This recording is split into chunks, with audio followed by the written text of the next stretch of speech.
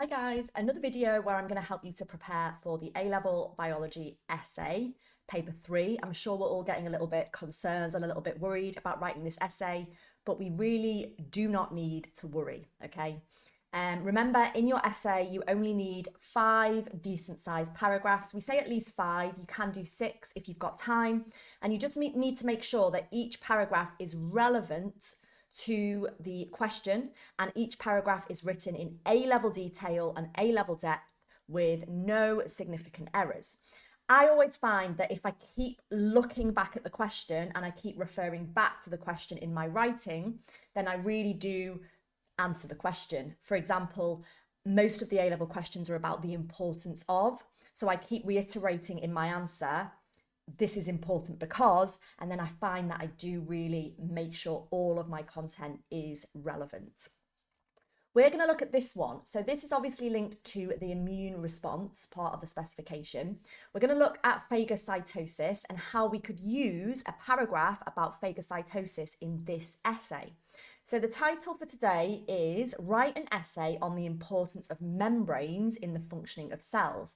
And phagocytosis as a process, you could definitely use and focus on the membranes of the phagocytes, the white blood cells, in order to put a relevant paragraph together for this essay title. So I've written one for us. We're going to go through it together as we've done in the past, and hopefully you'll find this super useful to see the kind of paragraphs you should be writing. So here we go, the importance of membranes in the functioning of cells.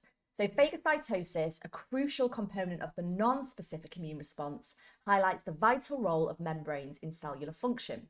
Phagocytes, such as macrophages, rely on their plasma membranes to recognize, engulf, and destroy pathogens.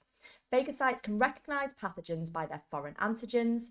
Receptors on their cell surface membrane will bind to these foreign antigens. So I'm introducing phagocytes and what they do, but I'm focusing on their membranes. Let's carry on. Following recognition, the membrane undergoes dramatic structural changes, extending to engulf the pathogen. The membrane folds around the pathogen, creating a phagosome, which is a membrane-bound vesicle. This is an example of endocytosis. Subsequently, the phagosome fuses with lysosomes, whose membranes ensure the localized release of hydrolytic enzymes to digest the pathogen safely. So what I'm doing is I'm describing the process of phagocytosis like I might do in a 3 or 4 mark question, but I am trying to focus on the membrane. So the membrane extending and engulfing the pathogen to create that membrane-bound vesicle, which we call a phagosome, and then the fusion of the lysosome membrane with the phagosome, you can call that a phagolysosome, and that ensures that the hydrolytic enzymes are released inside a membrane-bound compartment, so only the pathogen gets digested, not the rest of the phagocyte, which obviously we don't want. Let's carry on. As these hydrolytic enzymes, also known as lysozymes, are released within membranes, the enzymes are prevented from damaging and digesting the phagocyte itself. Once digested, the pathogen antigens are presented on the cell surface membrane of the phagocytes, again highlighting the importance of cell membranes in the functioning of cells. Once acting as antigen-presenting cells, phagocytes are able to activate T lymphocytes, which will then undergo clonal expansion, or you can just say they'll clone themselves by mitosis. And I think, again, focusing on the membrane here in this final paragraph, the phagocyte is going to present the pathogen's antigens on the cell surface membrane. It's going to become an antigen presenting cell.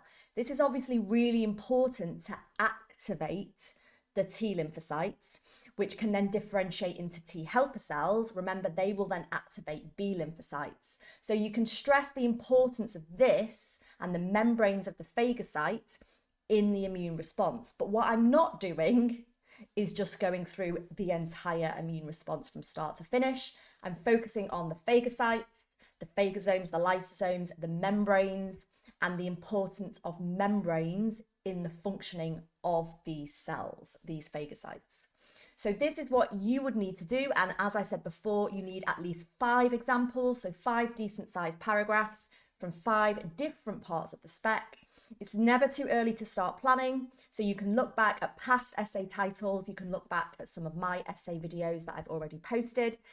Start putting together skeletal plans and start then trying to beef up and write some of your own paragraphs like this one.